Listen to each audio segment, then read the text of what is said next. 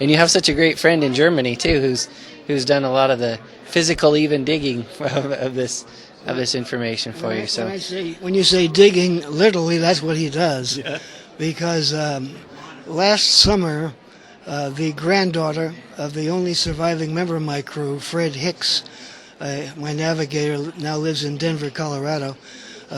Fred's granddaughter went over there in Europe, and she was put in touch with Ludwig. Mm-hmm. He met her at the Munich airport, and he carried her back to the crash site, and they went out there with a metal detector and a shovel, and he dug up more parts to carry home to her grandpa.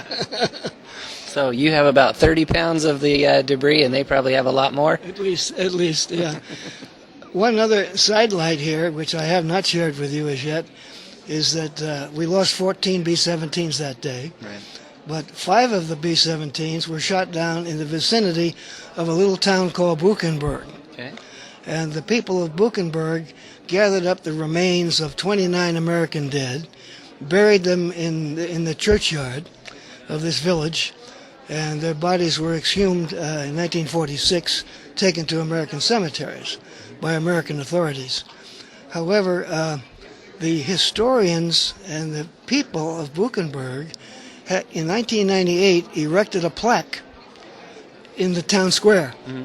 And it was in memory of the air battle, and it lists the names of the 29 American dead, mm-hmm.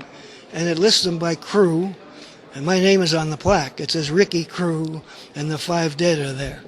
Now, the historian and the author of a little book called Luftschlacht über Buchenberg, air battle over Buchenberg, met this granddaughter I mentioned, and they took them to the site of the plaque, and they took them to the churchyard, church graveyard, and they took them out in the woods where the actual crash site was.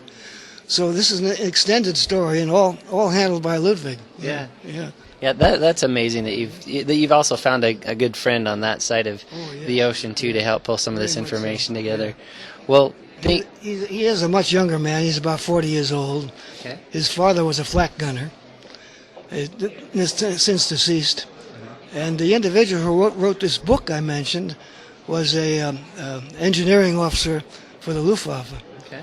Yeah, so it's a matter of handshake on both sides of the world, and we're close friends today. Oh. Yeah.